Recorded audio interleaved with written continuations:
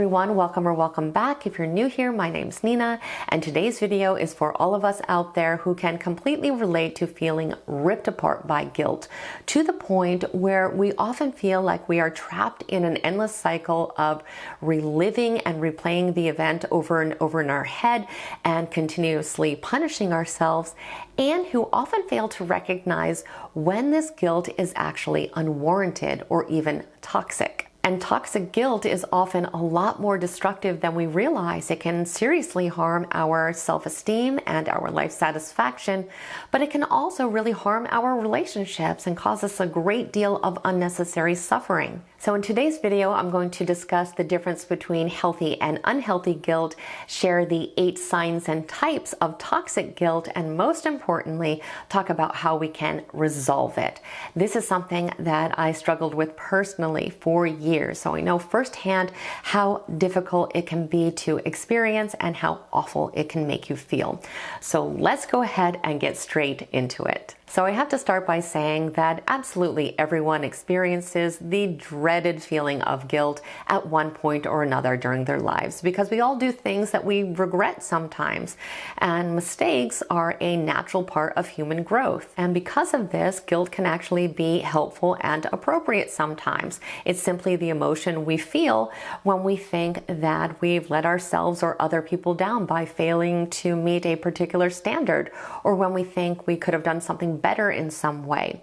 But there's actually 2 very different types of guilt: healthy guilt and unhealthy guilt. Now, healthy guilt is rational, and it's also proportionate to the situation. We can feel like maybe we didn't make the best choice, or something about our behavior was inappropriate. We experience healthy guilt when we determine we've caused a problem that could have been avoided, or when we believe that we have hurt someone. When we experience this type of guilt, it's simply telling us that we need to rectify the situation by making amends or apologizing in situations where that is possible, or by making changes to our behavior or making different choices in the future. We end up learning from it, and it also inspires positive change. It may feel terrible in the moment, but it is actually productive. But then there is unhealthy guilt. Now, unhealthy guilt is either disproportionate to the situation, or it is irrational or misplaced. And in these situations, we will experience the same intense suffering that comes with guilt, but in reality, we weren't really in control of the situation, or we weren't really the ones to blame. Now, people always ask me how they can tell if their guilt is actually toxic.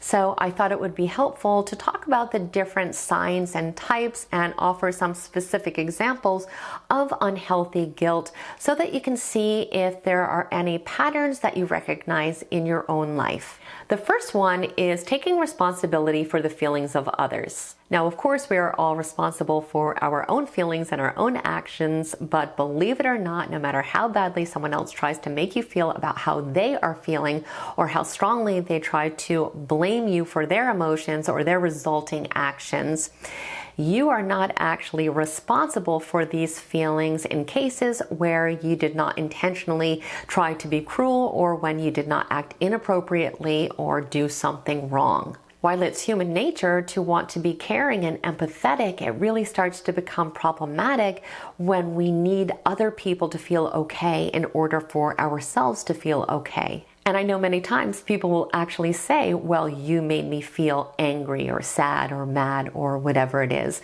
But that is not actually the case. Now, they very well may feel these things as a response to something that you said or did, but someone else could have a different response. How someone chooses to respond to a situation has everything to do with them, and often very little to do with you. So in short, when we are talking about dealing with another adult, they are in fact really responsible for their own emotional reaction. Sure, they may get triggered by something that we do or say. Maybe it strikes a nerve, maybe it strikes a chord with them.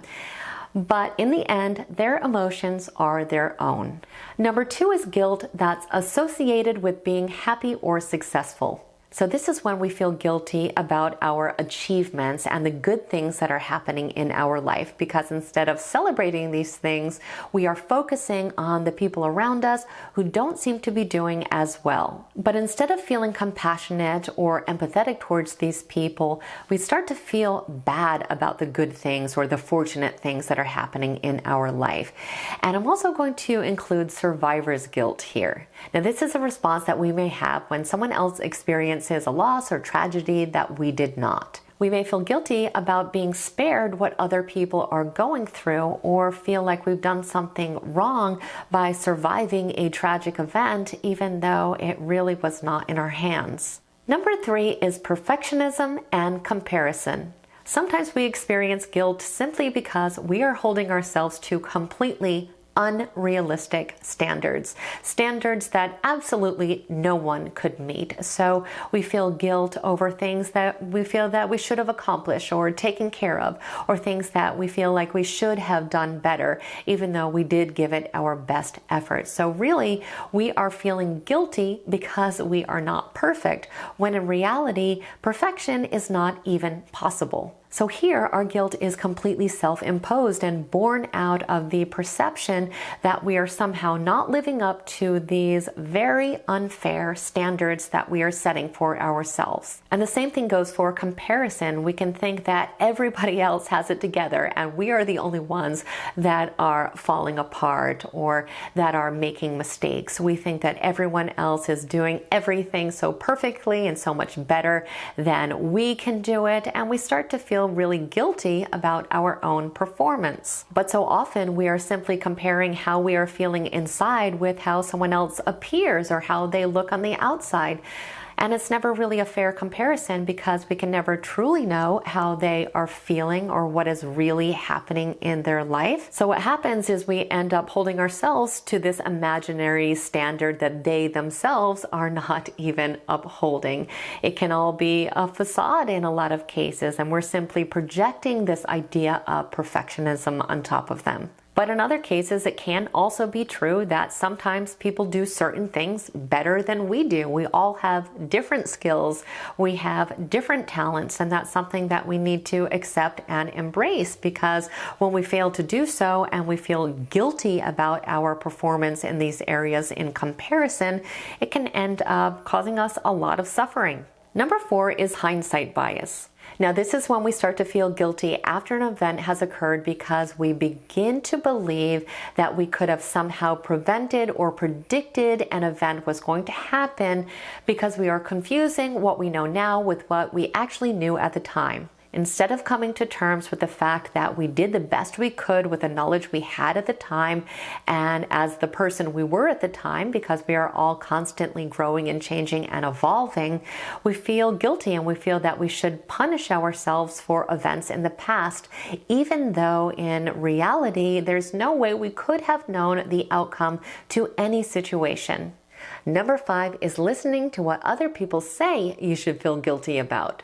So instead of listening to our own moral compass, we get convinced by others that if we were a good person, we would take on their morals and values. That we should feel guilty because we didn't do what they want or act in the way that they thought is best. And sometimes this guilt can simply be implied, and other times they may tell us directly that what we are doing is wrong, or that something that happened wasn't handled the best way, even though by our own assessment, we are not doing anything wrong or acting inappropriately. And in some cases, we are actually intentionally manipulated by people using the tactic of guilt to get us to do whatever it is they want. But in any case, it is a sign of toxic guilt when we are feeling guilty about things that we don't actually believe are wrong. Number 6 is believing that taking care of yourself is selfish. Now, this can happen a lot with parents because they are so used to constantly taking care of other people and making other people's needs a priority. They can start to feel that meeting their own needs is somehow unnecessary or frivolous. And when we do this long enough, we can start to lose touch with reality and forget that it is very important that we actually meet our needs. We're not going to be able to take care of other people when we do not take care of ourselves. But so often we we do feel guilt over doing perfectly normal, natural things and meeting our own needs. And this is a huge sign that the guilt is toxic. Number 7 is guilt over things we have no control over. So here, something absolutely terrible has happened that really has nothing to do with us. So maybe it's a world situation, or maybe it's more close to home and involves someone that we deeply care about. So we feel all this guilt. But in reality, nothing we could have possibly done could have prevented or changed the outcome that ensued. So in other words, something bad has happened that involves factors that are completely beyond our control. Yet we find some way to make it our fault. We start to think that we could have or should have done things differently, or that we could have done more somehow in the past. And we start to believe that we could have influenced the situation, even though our rationale is a stretch at best. And I have noticed for people that think this way that it does tend to become a habitual pattern of finding ways to make things our fault, finding ways to blame ourselves and make ourselves responsible for things that we really don't have anything to do with. And number 8 is guilt over things we've already made amends for. So these are the cases where we have already apologized, we've already learned the lesson, we have already changed our behavior, yet we are still blaming ourselves and we are still continuing to punish ourselves. So in these cases, the rest of the world has already moved on. The people involved, if there were other people involved, have let it go, or so much time has passed that it's actually unproductive to still be focusing on it. If we are the ones clinging to this experience with nothing to gain from it, then at this point, the guilt is toxic. There is nothing positive that is going to come from holding on to it. In fact, if we continue to hold on to it, it's going to cause further destruction and cause us to experience continued pain and suffering. So if any of these things sound familiar and we feel that we really are experiencing toxic guilt, what can we do about it?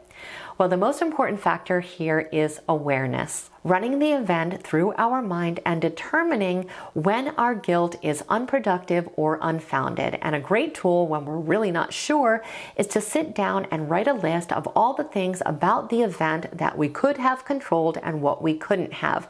Keeping in mind that we are only responsible for our own thoughts and our own actions. Then we can look at the list and analyze it. And if we determine that there were more things that were out of our control than in our control, then there is a good chance that our guilt is indeed toxic. Now, we can still look over that list and consider if there are actions that we could take that would make the situation a little bit better. And sometimes it will help us to feel better if we go ahead and take those actions. Something else that can be helpful is to journal out our feelings or take time to discuss the situation with a neutral third party that has nothing to do with the event that can also give you an honest, unbiased opinion. It can also be incredibly beneficial if we spend time in introspection and really ask ourselves what our self-expectations actually are. Are they realistic? Are they even possible? And be honest.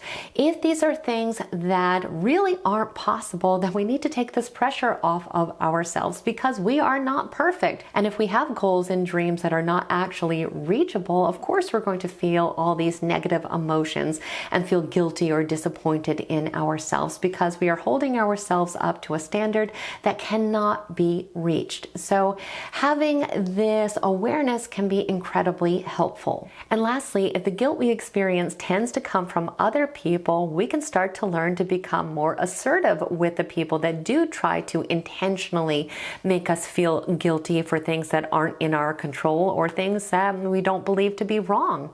We can start to learn to stand up for ourselves, and also we can just know in our heart that the guilt they are putting upon us is not valid and that we have the choice to reject it. And we also just have to recognize that there is absolutely nothing to be gained from holding on to toxic guilt. Not only does it harm ourselves and will continue to harm us in the future, but it also harms the people that we love, because there is no way we can show up as the best version of ourselves when we are experiencing so many negative emotions and living with so much suffering. So if you you recognize toxic guilt to be a pattern in your life, I just want you to know that this is a pattern that can absolutely be changed. I am living proof of it.